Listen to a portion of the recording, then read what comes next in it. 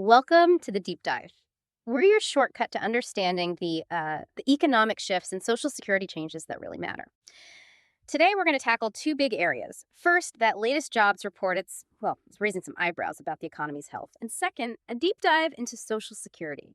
Everything from your current payments, some new online tools, to what's coming down the pike. And yes, what happens if the government shuts down? Does it actually affect your benefits? Our goal, as always, is to cut through the noise, pull out the critical pieces, and give you clear takeaways. Stuff you can actually use. Okay, let's unpack this. Let's start with the economy. Because honestly, the signals are a bit unsettling right now. Take the August jobs report. It showed only, 22,000 jobs added? That's way off the 75,000 economists were predicting. But here's the kicker, and this is important. That's just the preliminary number. Lately, we've seen this consistent pattern where these initial numbers get revised downwards, sometimes significantly. So that 22,000, it could easily end up closer to zero, or, even negative once all the data shakes out. Exactly. And that pattern of downward revisions is really the story here. It's not just a one-off thing. Look at June. Initially, it was reported as a gain of 147,000 jobs. Sounded pretty decent, right? Yeah. But then sort of quietly it got revised all the way down to a loss of 13,000 jobs. That's a huge swing, a complete reversal. It shows the labor market was much, much weaker than we first thought. Wow, a loss of 13,000 after initially reporting 147,000 gain. That's more than just a small adjustment. It really makes you question how much weight to put on those first numbers, doesn't it? Yeah. This consistent overstatement followed by the correction later, it means we keep getting this slightly rosier picture up front. And the weaker reality only emerges down the line. So it's a definite cautionary tale. Don't necessarily bank on that first headline figure. For sure. And it points to that broader trend. The job market is losing steam steadily. These revisions are just confirming that underlying weakness. And it wasn't just job creation numbers. The unemployment rate also nudged up in August. Went from 4.2% in July to 4.3%. Now, okay, that might sound small, 0.1%, but for the Federal Reserve, that's a signal they watch very closely.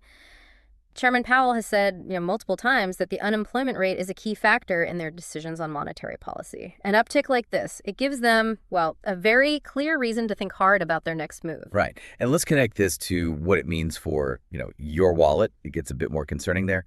We're seeing annual wage growth around, say, 3.7%, but inflation. It's still running hotter, closer to 5% in real terms. So despite wages going up on paper, your actual purchasing power, it's shrinking. You're effectively taking a pay cut year over year. Even though the official number, the CPI, is lower. Yeah, exactly. You might see the consumer price index, the CPI, reported nearer to maybe 2.7%. But that number, it can be a bit misleading for everyday costs. The CPI uses methods like substitutions. So if steak gets too expensive, they might swap in hamburger in the calculation. And these things called hedonic adjustments, they try to account for quality improvements.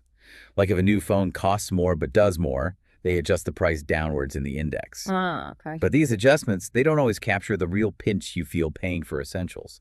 Things like rent, healthcare, those costs that just keep climbing. So it's not just a feeling that money isn't going as far. The underlying math, when you look past the official CPI tweaks, kind of backs that up. Pretty much, your purchasing power is genuinely eroding. And this economic shift, it's also changing the dynamics in the job market itself, right? The balance of power, job openings, they fell again in July, down to just over 7.1 million. That's the lowest we've seen in about 10 months. And here's a big one. For the first time since, April 2021, there are now officially more people looking for jobs than there are job openings. That's a significant flip. It suggests the leverage is shifting, moving away from employees, back towards employers. Absolutely. It makes finding a new job potentially harder and negotiating that higher salary also tougher. And the layoff data really underscores this shift. Job cuts are up 13% year over year, comparing January through August. And month to month, a huge jump, up 39%. Wow. But it's not just the raw numbers. It's where the cuts are happening. It's broadening out. It's not just tech anymore. We saw, for instance, 15,000 federal government job cuts just in August. Federal jobs, too. Okay. Yeah, that signals a more systemic shift. Even traditionally stable sectors are feeling it. It makes everyone sort of rethink job security a bit. And companies are giving a few key reasons for these cuts, right? What are the main drivers? We're hearing things like the end of government contracts or funding drying up, weak market conditions, general economic worries, bankruptcies, restructurings. But here's where it gets really interesting, I think. Technology. Automation and AI are increasingly cited as reasons for job cuts. We're starting to see that impact ripple through the workforce in a very tangible way now. It's definitely becoming a bigger factor. So with all this data, slowing job growth, rising unemployment, more layoffs, what does this mean for the Fed? How are they likely to react? Well, this jobs report, it's not just another number for them. It's basically a huge flashing light on the dashboard. Given this data, the market is pricing in a 100% probability of a rate cut at their next meeting on September 17th. 100%. So it's basically baked in. Looks that way. Most likely a quarter-point cut, 0.25%. And this probably isn't just a one-and-done situation. The expectation is we'll see a series of cuts over the next, say, 3 to 6 months. And the bigger picture implication of easier money, lower rates. Well, the risk is it fuels more inflation down the line. Lower rates make borrowing cheaper, which can stimulate demand and push prices up again. That's partly why you're seeing increased interest in hard assets, things like gold and silver. People are looking for ways to protect their savings, their wealth, from that potential erosion of purchasing power. Moving into things that historically hold value better during inflationary times. So wrapping up this economic picture, what does this all mean for you listening right now? It really boils down to awareness and preparedness. You need to be thinking critically about how to shield your finances in this kind of environment, whether that's reviewing investments, maybe considering those real assets we mentioned, or just being really strategic about budgeting and expenses. Staying informed and proactive is key. Okay, that's a fairly stark view of the economy. It can feel a bit unsettling. So let's pivot now. Let's talk about something many people rely on as a financial anchor, especially in uncertain times. Social Security. How stable is it, really, with all the noise and headlines we hear? First off, just some practical nuts and bolts. The September payment schedule is out. Payments went out based on birthdays on the 3rd, 10th, 17th, and 24th. And yes, those payments do include this year's COA increase, the cost of living adjustment. If for some reason your payment is late, the official advice is usually wait about 3 business days before you reach out to Social Security. Give the banks time to process. And speaking of interacting with Social Security, there's actually a pretty significant upgrade that's happened recently, the My Social Security online portal. This isn't just a minor facelift. It's really a big step forward in making the system easier to use for the, 70 million Americans who rely on it? What can you do there now? Well, you get 24/7 access to your personal information. There's a retirement calculator to estimate your future benefits. You can get personalized fact sheets. Need a benefit verification letter instantly. You can download it. Access your SSA 10999 tax form. It's there. It's really about putting more control and information directly in your hands, making a complex system, a bit more accessible. That sounds genuinely useful, especially getting documents instantly instead of waiting for the mail. Now, related to access, there's another big shift happening soon, by September 30th. The end of paper checks for most people. The government's moving nearly everyone to either direct deposit into a bank account or onto a direct express debit card. Their reasoning is pretty straightforward. It saves money on printing and postage, it's supposedly more secure against fraud, and it avoids delays from lost or stolen mail. That's the plan, yes. But it's really important for listeners to know there are exemptions, crucial ones. If you live somewhere very rural, maybe without easy access to banking services, or if you have certain health conditions that make managing electronic payments difficult, you can still get a paper check. Oh, good. So it's not a hard cutoff for absolutely everyone. No, not at all. The Social Security Administration has been clear they will work with individuals who qualify for these exemptions. They're supposed to be reaching out to explain the process. So if you think you fall into one of those categories, don't panic. They aren't just going to cut off your payment method without options. That's definitely good to know. Provide some reassurance there. Yeah. Okay, now let's tackle that headline that pops up seemingly every single year. The threat of a government shutdown. It always causes anxiety, especially for people relying on government payments. What's the real story? Will a shutdown stop Social Security checks? Let's be absolutely clear on this. No, a government shutdown does not affect Social Security checks. Full stop. Why not? What makes it different? It comes down to funding. Social Security isn't funded by the annual budget that Congress fights over every year, the discretionary spending part. It's funded by its own dedicated trust fund, primarily through the payroll taxes we all pay. It's classified as mandatory spending.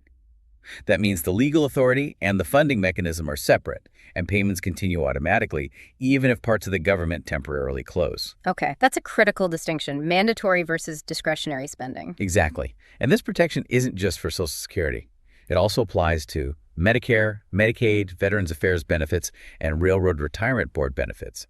Those core earned benefits are safe. So if Social Security checks keep coming, What does get affected during a typical shutdown?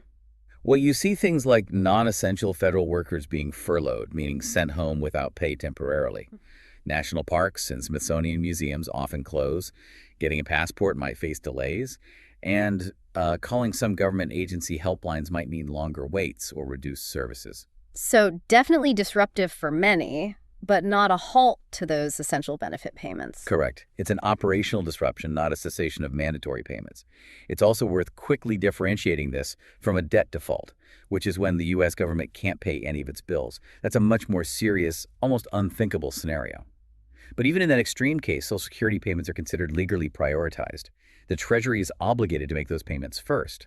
So even then, your benefits should remain secure. Okay, good clarification. Shutdown versus default, very different things, both unlikely to stop Social Security checks. All right, let's shift focus again, moving from the immediate payment questions to the longer-term health of the program. We constantly hear this narrative, Social Security is going broke. Is that true? Is it just going to disappear? It's important to be precise here. No, Social Security isn't projected to just vanish overnight. The actual concern, based on current projections, is that the main trust fund, the one covering retirement and survivor benefits, could run low on reserves by the mid-2030s, around 2034, 2035. If Congress does nothing between now and then, the system wouldn't stop paying benefits completely, but it would only be able to pay out about, say, 75 to 80% of the promised benefits, relying solely on incoming payroll taxes at that point. That's the core issue. A potential reduction in future benefits, not a total collapse. And there are definitely plans being discussed to avoid that reduction, and some even propose expanding benefits. For instance, Senator Bernie Sanders has put forward a plan that would actually increase benefits. It includes an extra $200 per month for every recipient. That's $2,400 more per year. An extra $200 a month, how would that be funded? And what about the KOA? Well, part of his plan also involves changing how the annual cost of living adjustment, the KOA, is calculated. Right now, it's based on something called the CPIW, the Consumer Price Index for urban wage earners and clerical workers. His proposal is to switch to the CPIE, the Consumer Price Index for the elderly. CPIE, why is that different? Why does it matter? It matters a lot, actually. The CPIE specifically tracks the spending patterns of households headed by someone 62 or older. And older Americans tend to spend a larger portion of their income on things like healthcare and housing, which often rise faster than general inflation. So using CPIE would likely result in slightly higher CLAs each year, better reflecting the real cost increases seniors face. It could mean a more meaningful raise. Okay, so potentially bigger annual adjustments. And how does his plan address the solvency issue, keeping the trust fund healthy? His main proposal there is about taxes, specifically lifting the cap on income subject to Social Security taxes. Right now, in 2025, you stop paying Social Security taxes once your earnings hit $176,000 for the year. That cap is projected to go up to around $183,000 in 2026. Sanders' plan would make all earned income above a certain high threshold. I think it was $250,000 in his proposal, subject to the Social Security tax again. Essentially, the wealthiest would contribute on all their earnings like most workers do. That change alone, analysis shows, would bring in significant revenue and extend the solvency of the trust fund for decades, potentially 75 years or more, while also funding the benefit increase. So proposals exist, but looking ahead, even without major reforms like that, there are some definite changes already locked in for 2026, things people should be aware of. Yes, absolutely. Let's run through maybe the 6 big ones for 2026. First, the KLA. Projections suggest it'll be relatively modest for 2026, maybe in the 2.5% to 2.7% range based on current inflation trends, but that can change, of course. Second, and this is a big one, the full retirement age, or FRA, officially hits 67. That's for everyone born in 1960 or later. Claiming before 67 means a permanent reduction in your monthly benefit. So 67 becomes the standard FRA for a whole new cohort reaching eligibility. Correct. Third, that taxable wage cap we just mentioned is projected to rise to around $183,000. So higher earners will pay Social Security taxes on a larger chunk of their income. Fourth, the earnings test threshold increases. If you work before your full retirement age and collect benefits, you'll be able to earn up to $24,360 in 2026 before they start withholding some benefits. How much do they withhold? It's $1 in benefits withheld for every $2 you earn above that $24,360 limit. So a slightly higher threshold helps those who work part-time in early retirement. Fifth, you qualify. You still need 40 lifetime work credits. In 2026, the amount you need to earn to get one credit is projected to increase slightly to $1,700 per credit. So you need $6,800 in earnings during the year to get the maximum 4 credits for that year. And finally, sixth, just the timeline itself. 2026 means we are only about 7 or 8 years away from that projected trust fund depletion date around 2034. That really ramps up the political pressure to find a long-term solution. 7 years. Yeah, that certainly focuses the mind. Puts the pressure on Washington. The Social Security Administration also often talks about improvements they're making, faster systems, claims processing, getting phone wait times down. They claim under 10 minutes now sometimes. But I always wonder, what's the real on-the-ground experience for you when you interact with them? Do those official stats match reality? Something to consider. That's always the question, isn't it? Between the official metrics and the lived experience. But looking at the bigger picture here, Social Security, it's just such a vital lifeline for tens of millions of people. Retirement, disability, survivor benefits. It's fundamental. And solutions to ensure its long-term health do exist. We talked about some, like lifting the wage cap, potentially adjusting the QLA formula using CPIE, maybe other modest tax tweaks. The core system is stable. The mechanisms are there. The real hurdle, honestly, is political will, getting Washington to act. So let's quickly recap the key takeaways from our deep dive today. We saw those concerning signals from the labor market, slowing job growth, revisions, a potential shift in power leading the Fed towards likely rate cuts, which could mean more inflation impacting your wallet. We confirmed, importantly, that Social Security checks are safe during government shutdowns because of how they're funded. We looked at the convenience of the new My Social Security online tools and the move away from paper checks, but with important exemptions. And crucially, we explored the future. The debate over better CLA calculations like CPIE, the real meaning of the trust fund solvency issue, it's not going broke, but needs adjustments. And those concrete changes already locked in for 2026, like the FRA hitting 67. These aren't just news items. They directly impact your financial planning, your retirement security, your everyday budget. Staying informed, preparing for shifts, it's really essential. Absolutely. Maybe here's a final thought to leave you with. Given everything we've discussed, the economic headwinds, the ongoing Social Security debates, the changes coming, what's maybe one tangible step you could take perhaps this week to just review your own situation? Maybe it's checking your earnings record on that My Social Security site, or revisiting your retirement savings plan, or just thinking about how these potential CLA changes or the FRA shift might affect your long-term plans. Consider how this system, while fundamentally stable, still really requires your active participation and your critical awareness to make sure it truly works for you.